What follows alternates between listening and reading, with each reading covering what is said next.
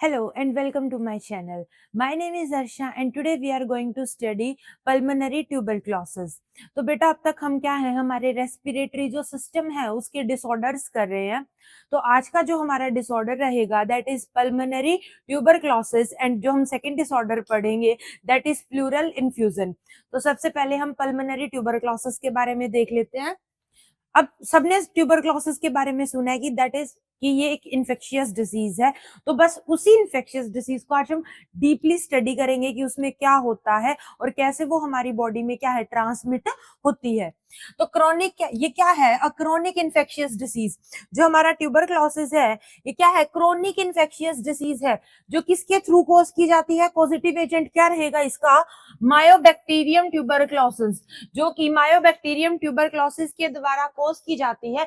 जो usually affect किसको करता है लंग्स को. मतलब जो इसका इनिशियल इफेक्टिंग पॉइंट है जहां पे ये सबसे पहले जाके क्या करेगा डिस्टरबेंस कॉज करेगा जहां के टिश्यू की क्या करवा देगा डेथ करवा देगा. वो कहाँ कराएगा लंग्स में. लंग्स के बाद जब ये लंग्स को क्या है पूरी तरह से क्या कर देगा अपने डैमेज कर देगा इन्फेक्शियस बना देगा उसके बाद ये क्या है अदर ऑर्गन्स में भी ट्रांसमिट हो सकती है. तो अब तक हमने क्या देखा कि ये क्रोनिक इन्फेक्शियस डिसीज है जो कि मायोबैक्टीरियम ट्यूबरकुलाई की वजह से कॉज की जाती है.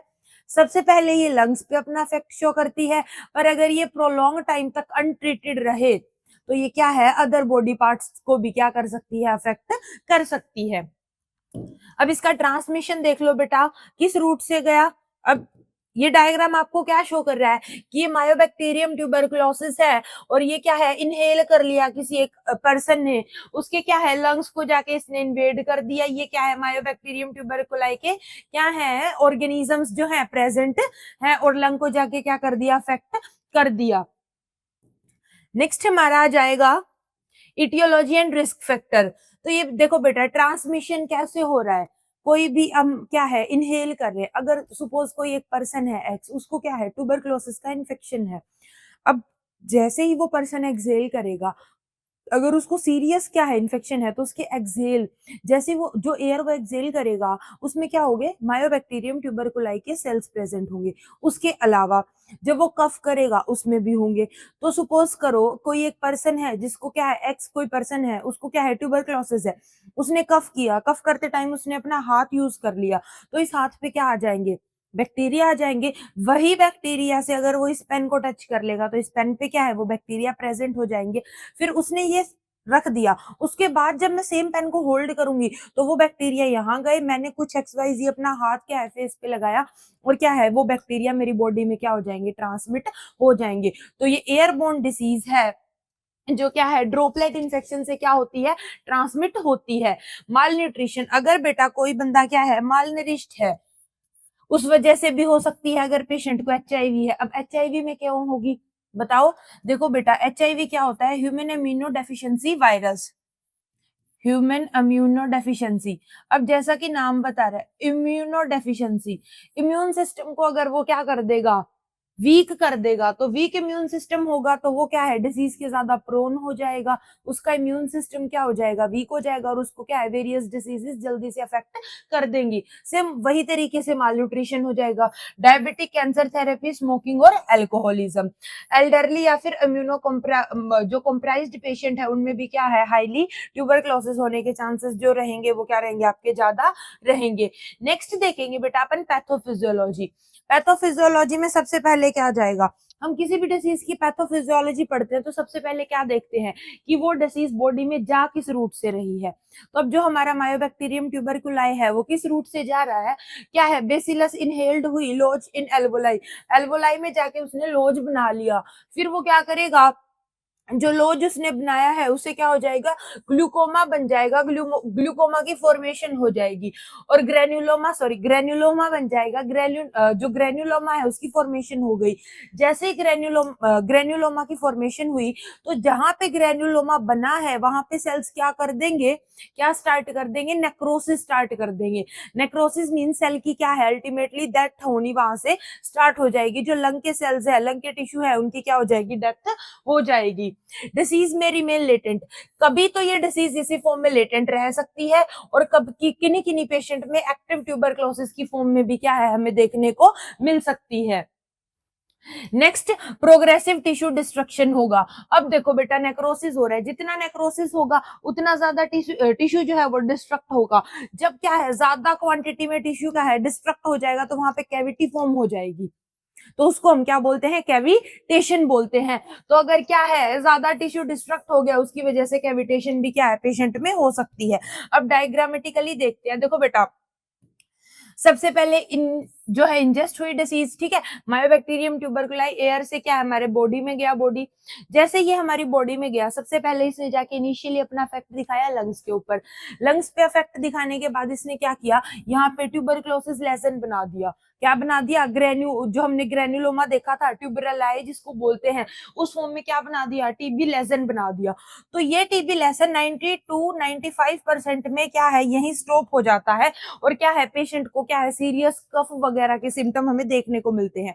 पर 10 से 15% बाकी 5 से 10% जो बाकी बचे पेशेंट्स उनमें क्या होगा, उनमें होगा ये देखो कि जो ये 5 to 10% पेशेंट थे इनमें क्या है ज्यादा कैविटेशन हो जाएगी। जो ग्रेन्युलोमा बना है वो क्या है कैविटेशन स्टार्ट करा देगा, एक्सेसिव टिश्यू नेक्रोसिस हो जाएगी। उस नेक्रोसिस की वजह से कैविटी बन जाएगी और ये कैविटी कहाँ ओपन होगी, ब्रोंकाई में। ब्रोंकाई में ये कैविटी ओपन होगी जिसकी वजह से क्या है कफिंग के थ्रू पूरी बॉडी में क्या है इन्फेक्शन फैल जाएगा। नेक्स्ट हमारा क्या आ जाएगा हमारे पास, अगर इस स्टेज पे जो 90 to 95% है, अगर इस स्टेज पे रिएक्टिवेशन हो जाए ट्यूबरक्लोसिस, अगर पेशेंट को दोबारा क्या है ट्यूबरक्लोसिस रिएक्टिव हो जाए क्योर होने के बाद, तो वो सीधा बेटा जो कैविटी है उसकी फॉर्मेशन कराएगा और वो कैविटी ब्रोंकाई में जाके ओपन होगी क्योंकि वो एक्सेस क्या है टिश्यू को क्या है डेथ कर चुकी है वो, तो वहां ब्रोंकाई में जाके ओपन होगी जिसकी वजह से पेशेंट को क्या है पूरी बॉडी में इन्फेक्शन हमें देखने को मिल सकता है। नेक्स्ट आ जाएंगे बच्चा हमारे क्लिनिकल फीचर। क्लिनिकल फीचर में क्या होगा, परसिस्टेंट कफ रहेगी मोर देन 2 वीक्स। जो पेशेंट है उसको क्या है 2 हफ्ते से ज्यादा क्या रहेगी, कफ रहेगी। ऑफ्टन विद स्पूटम, अच्छा स्पूटम भी प्रोड्यूस कर सकता है और हेमोपेटाइटिस भी हो सकती है। हेमोपेटाइटिस क्या होता है बेटा, जब क्या है स्पूटम के साथ आपको क्या है ब्लड भी देखने को मिले, तो पेशेंट के स्पूटम में ब्लड हो भी सकता है नहीं भी हो सकता है, पर क्लासिक सिम्टम जो आपका रहेगा that is coughing more than 2 weeks. Next आ जाएगा पेशेंट को बेटा इन्फेक्शन है तो फीवर होगा, नाइट स्वेट्स हो गया, नेरोक्सिया और weight loss. Next fatigue feel करेगा, वीकनेस फील करेगा, चेस्ट में पेन होगा, ब्रीथलेसनेस होगी इन एडवांस्ड स्टेजेस। नेक्स्ट आ जाएगी बच्चा इन्वेस्टिगेशन। इन्वेस्टिगेशन कैसे करेंगे, सबसे पहले स्पूटम कल्चर करवाएंगे कि इसके स्पूटम में जो ट्यूबरकुलाई जो हमारी क्या है मायोबैक्टीरियम ट्यूबरकुलाई जो है बैक्टीरिया प्रेजेंट है या नहीं है। जीन एक्सपर्ट टेस्ट करवाएंगे, मेंटोक्स टेस्ट करवाएंगे जो स्पेशली टीबी के लिए क्या है स्पेशलाइज्ड टेस्ट है। चेस्ट एक्सरे करवाएंगे, अपर लोब एक्टिवेशन, पेशेंट का ईएसआर बढ़ जाएगा, सीआरपी बढ़ जाएगा। ठीक है, अगर आप क्या है पेशेंट को ब्लड रिपोर्ट करवाते हो तो उसमें क्या आ जाएगा, जो एरिथ्रोसाइट सेडिमेंटेशन रेट है वो भी ज्यादा आएगा और जो हमारा सीआरपी है वो भी क्या आ जाएगा पेशेंट में ज्यादा आ जाएगा। ये बेटा हर इन्फेक्शन में क्या है इंक्रीज होता है बॉडी में। अब देखो यहाँ पे मैंने क्या है चेस्ट एक्सरे क्या है आपको विजुअलाइजली क्या है दिखाया है, अगर आपको क्या है समझने में आसानी होगी इससे कि इनफिल्ट्रेट्स दिखेंगे आपको इस फॉर्म में और क्या है कैविटेशन, अगर क्या हो गया है 5 to 10% में 10% पेशेंट में जो कैविटेशन होती है वो कैविटेशन बेटा हमें क्या है एक्सरे में क्लियरली विजुअल होती है। देखो यहाँ पे क्या है कैविटी बनी हुई है, ये बिल्कुल इतनी सी जो है यहाँ पे आपको कैविटी शो हो रही है, तो ये कैविटेशन हमें कब देखने को मिलेगा, जब क्या है सीरियस क्या है इन्फेक्शन ट्यूबरक्लोसिस का हो चुका है। हमें पेशेंट में नोड्यूल्स भी देखने को मिलेंगे। आ गया समझ में। नेक्स्ट हमारा क्या होगा बेटा कॉम्प्लिकेशन। तो अब क्या कॉम्प्लिकेशन हो सकते हैं ट्यूबरक्लोसिस के, अब कॉम्प्लिकेशन में जो वेरी फर्स्ट जो आएगा वो आएगा बेटा हमारा हेमियोपेटाइटिस, कि उसको क्या है स्पूटम में एक्सेसिव क्या है ब्लड आने लग जाएगा। नेक्स्ट ब्रोंकाइटिस हो सकता है, प्लूरल इन्फ्यूजन हो सकता है और हमारा एम्फाइमा भी हो सकता है। नेक्स्ट क्या आ जाएगा माइलरी टीबी, जो हमारा एमडीआर टीबी है, एक्सडीआर टीबी। नेक्स्ट आ जाएंगे बच्चा अपने नर्सिंग डायग्नोसिस जो क्या है हमारी मैनेजमेंट में आएंगे। तो सबसे पहले क्या है, risk of infection transmission related to airborne disease. क्या है, रिस्क है पेशेंट को इन्फेक्शन को ट्रांसमिट होने का, क्योंकि ये क्या है एयरबोर्न डिसीज है, तो औरों को भी क्या है रिस्क है इसको क्या है ज्यादा ट्रांसमिट होने का। इनइफेक्टिव एयरवे क्लियरेंस है related to increased secretion, imbalance nutrition है, क्यों, less than body requirements related to anorexia and weight loss, deficient knowledge है पेशेंट को रिगार्डिंग डिसीज और उसका क्या ट्रीटमेंट है उसके बारे में। Next, social isolation related to stigma. हमारी सोसाइटी में बेटा क्या है ट्यूबरक्लोसिस को एक स्टिग्मा की तरह मानते हैं। एक क्या है, हम ये कंसीडर करते हैं कि जनरली बोला जाता है इफ कि अगर इनको टीबी है तो स्टे अवे फ्रॉम देम, और ऐसा कुछ क्या है हमें सुनने को मिलता है। पर उससे पेशेंट को क्या है बेटा, क्या है उस पेशेंट को एंजाइटी फील हो सकती है, डिप्रेशन हो सकता है। तो कभी भी कोई भी पेशेंट है तो हमें क्या है उसको ऐसे नहीं बोलना है, और जो उसके फैमिली मेंबर्स और क्या है रिलेटिव्स है उन्हें भी क्या है गाइड करना है कि आपको क्या है पेशेंट को ऐसे ट्रीट नहीं करना है। एंजाइटी हो सकती है अगर उसको प्रोलॉन्ग इलनेस रहे। तो सबसे पहले देख लेते हैं बच्चा अपन इंटरवेंशन। तो अगर एयरबोर्न डिसीज, बेटा कोई भी इन्फेक्शियस डिसीज है जो एयर के थ्रू क्या है ट्रांसमिट हो रही है, तो हमारा जो फर्स्ट मैनेजमेंट रहेगी वो ये रहेगी कि इसका इन्फेक्शन फर्दर ना फैले। तो उसमें हम क्या करेंगे, पेशेंट को एयरबोर्न प्रिकॉशंस देंगे, नेगेटिव प्रेशर रूम में रखेंगे और N95 क्या है मास्क का यूज करने के लिए बोलेंगे। Patient wears a surgical mask when outside, और जब वो क्या है आउटसाइड जाएगा पेशेंट तो क्या है उसको क्या बोलेंगे हम कि आप क्या है सर्जिकल मास्क क्या है यूज करो, ताकि हम क्या है उसको बाद में डिस्पोज कर सके। नेक्स्ट आ जाएगा एजुकेट ऑन कफ एडिकेट्स, और पेशेंट को क्या है हम एजुकेट करेंगे कफ एडिकेट्स के बारे में कि आपको कैसे क्या है कफ करनी है, कि आपको क्या है मिनिमम रिस्क हो इस इन्फेक्शन को फैलने के लिए। नेक्स्ट आ जाएगा बेटा मेडिकेशन मैनेजमेंट। मेडिकेशन मैनेजमेंट में आएगी बेटा इसमें क्या आएगी, मल्टी ड्रग थेरेपी आएगी, डोट्स आएगी बच्चा। एडमिनिस्टर करेंगे anti tuberculosis anti TB drugs, क्या एडमिनिस्टर करेंगे एंटी टीबी ड्रग्स, जिसमें हमारी ड्रग्स जो आएंगी आइसोसाइनाजाइड, रिफाम्पिसिन, पैराजिनामाइड और हमारी इथेम्ब्यूटोल। ठीक है। नेक्स्ट हमारा क्या आएगा, इंश्योर करेंगे directly observe dot therapy for adherence. Next हो जाएगा हमारा monitor for drug side effect. अब इन ड्रग्स के जो कॉमन साइड इफेक्ट हैं वो क्या होंगे, हिपेटोटॉक्सिसिटी, ऑप्टिक न्यूरोटिस और ऑरेंज यूरिन आएगा। किस वजह से, अगर पेशेंट को रिफाम्पिसिन दी है, तो अगर पेशेंट ने क्या है रिफाम्पिसिन की है क्या है कंज्यूम करी है, तो उस पेशेंट को रिफाम्पिसिन के एब्जॉर्प्शन के बाद में ऑरेंज कलर का क्या है यूरिन पास होगा। तो हम पेशेंट को क्या है पहले ही एजुकेट करेंगे इस बारे में कि आपको क्या है इस ड्रग से ऑरेंज यूरिन पास हो सकता है। नेक्स्ट है न्यूट्रिशन एंड जनरल केयर। अब बेटा क्या है वो माल नरिश्ड है, वीकनेस है, फटीक है, तो हाई प्रोटीन डाइट देंगे, बैलेंस्ड क्या है डाइट देंगे, high calorie diet, vitamin supplement देंगे स्पेशली B6 विद आइसोसाइनाजाइड। तो अभी भी बेटा पेशेंट को अगर आइसोनाइजाइड दे रहे हैं तो साथ में B6 देना पड़ता है, क्योंकि एक तो इसकी एब्जॉर्प्शन को इंक्रीज कराता है। नेक्स्ट है adequate rest and hydration.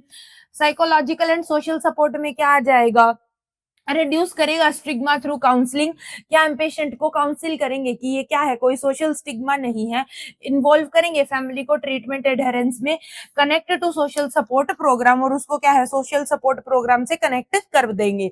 Education में क्या आ जाएगा, स्ट्रेस इंपॉर्टेंस फॉर कंप्लीटिंग। बेटा पेशेंट को बोलेंगे कि आपको 6 to 9 मंथ का जो क्या है कोर्स है एंटी ट्यूबरक्लोसिस ड्रग्स का वो कंप्लीट करना है, और हम इंश्योर करेंगे कि उसको इस ट्रीटमेंट के रिगार्डिंग कोई भी स्ट्रेस ना हो। अवॉइड करेंगे अल्कोहल को ताकि हिपेटोटॉक्सिसिटी रिस्क कम रहे। रेगुलर फॉलोअप चेकअप्स करते रहेंगे और स्पुटम टेस्टिंग रखेंगे। एल्डरली कंसीडरेशन में क्या आ जाएगा, अगर पेशेंट क्या है एज है तो क्या होगा, higher risk of typical presentation, no fever नहीं होगा, कंफ्यूजन होगी पेशेंट को अगर वो एल्डर है। ड्रग इंटरेक्शन विद पॉलीफार्मेसी, अगर बेटा पे क्या है एक एज के बाद पेशेंट की एंटीकोगुलेंट डायबिटिक क्या है वो हो जाता है, तो क्या है हम इंश्योर करेंगे कि अगर उसकी कि कौन सी ड्रग हम उसे दे रहे हैं और उस ड्रग का एंटीकोगुलेंट ड्रग के साथ और उस ड्रग का डायबिटिक ड्रग के साथ क्या कनेक्शन है, या कोई भी XYZ ड्रग अगर पेशेंट क्या है एल्डर पेशेंट क्या है वो पहले से कंज्यूम कर रहा है, तो हम पहले क्या है इंटरेक्शन देख लेंगे हमारी एंटी ट्यूबरक्लोसिस ड्रग की और जो ड्रग क्या है वो पहले से कंज्यूम कर रहा है उनकी। नेक्स्ट हो जाएगा मॉनिटर करेंगे liver function closely, need family care giver support for adherence. अब नेक्स्ट आ जाएगा हमारा जो एक क्विक समरी, लाइक हम क्या है देखेंगे, इन्फेक्शन कंट्रोल के लिए क्या करेंगे, मास्क यूज कराएंगे पेशेंट को, ठीक है। नेक्स्ट हमारा क्या हो जाएगा, आइसोलेट कर देंगे पेशेंट को टीच करेंगे। मेडिकेशन में बेटा डॉट्स और मॉनिटर करेंगे कि क्या क्या साइड इफेक्ट्स हैं। न्यूट्रिशन में high calorie high protein diet देंगे। मॉनिटरिंग करेंगे स्पूटम को फॉलोअप चेकअप्स के लिए। एजुकेट करेंगे पेशेंट को कंप्लीट ट्रीटमेंट के बारे में और उसे एजुकेट करेंगे कि your disease is not a stigma. Elder का अगर बेटा एल्डर केयर है तो उसमें पॉलीफार्मेसी मैनेजमेंट देखेंगे और फैमिली सपोर्ट क्या है पेशेंट को प्रोवाइड कराएंगे। अब हमारा ट्यूबरक्लोसिस हो गया, तो नेक्स्ट जो हमारी डिसऑर्डर है दैट इज प्लूरल इन्फ्यूजन। अब देखो बेटा नाम से क्या समझ में आ रहा है, प्लूरल मतलब जो हमारी प्लूरा लेयर्स है उनके बारे में है। अब सबसे पहले ना मैं आपको लेयर्स बता देती हूँ। ये हमारा लंग्स है, लंग्स की बेटा जो ये वाली लेयर्स है, ये जो आउटर की साइड है उसको हम बोलते हैं पेराइटल प्लूरा, और जो हमारी इनर लेयर है that is visceral pleura. Outer pleura visceral जो हमारी पेराइटल प्लूरा और जो विसिलर प्लूरा है, इन दोनों के स्पेस को हम बोलते हैं प्लूरल कैविटी। जब इन दोनों के स्पेस में क्या हो जाए, फ्लूइड फिल हो जाए, क्या हो जाए, हमारी जो प्लूरल कैविटी है, जो क्या है हमारी पेराइटल प्लूरा और विसिलर प्लूरा का के बीच में जो स्पेस है, अगर उस स्पेस में फ्लूइड फिल्ड अप हो जाए तो उस डिसीज को हम क्या बोलेंगे, प्लूरल इन्फ्यूजन बोलेंगे। तो an abnormal accumulation of fluid in the pleural space between visceral pleura and parietal pleura. Is it clear? अब क्या होगा, ये फ्लूइड फिल हो गया यहाँ पे। अब फ्लूइड फिल होगा तो इसे हमारे जो लंग्स हैं वो कोलैप्स करना स्टार्ट कर देंगे। लंग्स कोलैप्स करेंगे तो अपना वो फंक्शन बिल्कुल अच्छे से नहीं परफॉर्म कर पाएंगे, जिसकी वजह से पेशेंट को क्या है, बॉडी में कॉम्प्लिकेशंस देखने को मिलेंगी। तो नेक्स्ट हमारा हो जाएगा इटियोलॉजी। अब देखो बेटा मैंने ना सबसे पहले ट्रांसड्यूएट और एक्साड्यूएट का डिफरेंस बताया था आप लोगों को। तो ट्रांसड्यूएट क्या होगा, ट्रांसड्यूएट होगा बेटा अपन का लो प्रोटीन, एक्साड्यूएट होगा हाई प्रोटीन। जो एक्साड्यूएट हाई प्रोटीन है इसमें पस भी हो सकती है, पर जो आपका ट्रांसड्यूएट है इसमें पस नहीं होती, इसकी वजह से हार्ट फेलियर और जो हमारा नेफ्रोटिक सिंड्रोम हो सकते हैं। एक्साड्यूएट में क्या है, निमोनिया हो सकता है, टीबी मैलिग्नेंसी या फिर पल्मोनरी एम्बोलिज्म हो सकता है, ट्रोमा हो सकता है पेशेंट को। अब देखते हैं अपन पैथोफिजियोलॉजी। पैथोफिजियोलॉजी में क्या है, जैसे ही हाइड्रोस्टैटिक प्रेशर इंक्रीज होगा, हाइड्रोस्टैटिक प्रेशर इंक्रीज होगा तो हमारा जो ऑन्कोटिक प्रेशर है वो क्या हो जाएगा, डिक्रीज हो जाएगा। ऑन्कोटिक प्रेशर के डिक्रीज होने के बाद हाइपोएल्ब्यूमिनिया हो जाएगा। मतलब हाइपो मींस लेस, एल्ब्यूमिन या मतलब ब्लड में जो एल्ब्यूमिन की क्वांटिटी है वो लेस हो जाएगी, वो लेस होगी और क्या हो जाएगी, ट्रांसड्यूएट की फॉर्म में, मतलब ट्रांसड्यूएट मतलब लो प्रोटीन वाला, उसकी फॉर्म में जाके क्या है, प्लूरल कैविटी में जो है स्पेस फिलअप हो जाएगा। नेक्स्ट है हमारा, अगर इंक्रीज हो जाएगी जो कैपिलरी है उसकी परमिएबिलिटी, जो कैपिलरी है उसकी परमिएबिलिटी इंक्रीज हो गई, मतलब जो बड़े मॉलिक्यूल्स हैं वो भी वहां से क्या हो सकते हैं, पास आउट हो सकते हैं। तो जो हमारे हाई प्रोटीन मींस एक्साड्यूएट वाले मॉलिक्यूल्स है वो भी क्या हो जाएंगे, पास आउट हो जाएंगे और क्या है हमारे प्लूरल कैविटी में जाके क्या है, बिल्डअप हो जाएंगे। फ्लूइड कंप्रेसेस लंग टिश्यू, जिसकी वजह से रिड्यूस होगी लंग की जो एक्सपेंशन है वो, और इम्पेयर्ड होगा क्या, हमारा गैस एक्सचेंज। ये सेम वही चीज क्या है, ये आपकी पेराइटल प्लूरा है अंदर वाली, ये आपकी क्या सॉरी ये पेराइटल प्लूरा है बाहर वाली, ये हम आपकी क्या है, विसरल प्लूरा अंदर वाली, ये लंग हो गया, ये चेस्ट हो गई, बीच में थिन स्पेस है, इस स्पेस को प्लूरल कैविटी बोलते हैं। इस स्पेस में फ्लूइड भरने लग जाए तो प्लूरल इन्फ्यूजन होगा। ये फ्लूइड दो टाइप का हो सकता है, कौन कौन सा, ट्रांसड्यूएट एंड एक्साड्यूएट। अब भी याद नहीं हुआ ना कि दोनों में डिफरेंस क्या है। ट्रांसड्यूएट कौन सा होगा बेटा, जिसमें क्या होगा, लो प्रोटीन वाला, और जो हमारा एक्साड्यूएट है वो क्या होगा, हाई प्रोटीन वाला जिसमें पस होती है। नेक्स्ट क्लिनिकल फीचर में क्या होगा, डिज्निया हो सकता है, ऑर्थोपिनिया हो सकता है, प्लूरेटिक चेस्ट पेन होगा पेशेंट को, डिक्रीज हो जाएगी क्या उसकी हार्ट साउंड, डलनेस हमें फील होगी टू परकशन पे, डिक्रीज चेस्ट की एक्सपेंशन डिक्रीज हो जाएगी क्योंकि उसकी साइड क्या अफेक्ट हो रही है। और नेक्स्ट क्या हो जाएगा, मैसिव इफ्यूजन हो सकती है। इन्वेस्टिगेशन में क्या करेंगे, चेस्ट एक्सरे कर लेंगे जिसमें हमें ब्लंटिंग शो होगी, अल्ट्रासाउंड करेंगे फ्लूइड को डिटेक्ट करने के लिए।